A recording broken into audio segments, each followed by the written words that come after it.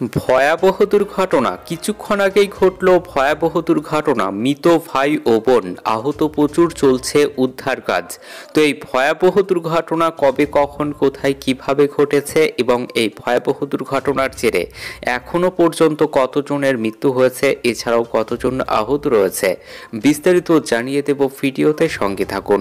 আর প্রতিদিনের latest trending খবরগুলি সবার আগে পাওয়ার জন্য আমাদের ইউটিউব চ্যানেলটি সাবস্ক্রাইব করুন। সপরিবারে বেড়াতে গিয়েছিলেন, ফেরার পথে ভয়াবহ দুর্ঘটনা। গার্ডওয়ালে ধাক্কা মেরে গাড়ি উল্টে মৃত্যু হলো ভাই ও বোনের। গুরুতর জখম এক শিশু সহ 4 জন। ইসলামপুর হাসপাতালে চিকিৎসা চলছে আহতদের।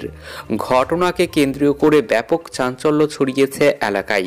জানা গিয়েছে, জলপাইগুড়ির বাসিন্দা সুব্রত সরকার, স্ত্রী রত্না সরকার, 3 বছরের ছেলে শ্যামল মানিকলাল সরকার ও শ্বশুর শাশুড়িকে নিয়ে ঘুরতে গিয়েছিলেন তিনি। বুধবার রাতে রায়গঞ্জ স্টেশনে নামেন তারা। সেখান থেকে গাড়িতে যাচ্ছিলেন জলপাইগুড়ির দিকে। 12 নম্বর জাতীয় সড়ক ইসলামপুর থানার ফেলেভিট বাইপাসে ঘটে ভয়াবহ দুর্ঘটনা।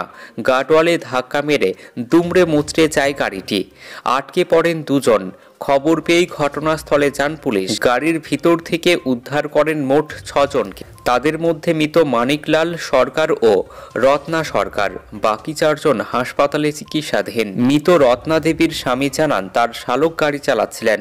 তিনি বরাবরই ভালো গাড়ি চালান, কিন্তু কিভাবে কি হলো তা বুঝতে পারছি না। একই সঙ্গে পরিবারের 2 সদস্যের মৃত্যুতে স্বাভাবিকভাবেই শোকের ছায়া পরিবারে। তো এই ছিল এখনকার মতো খবর। ধন্যবাদ।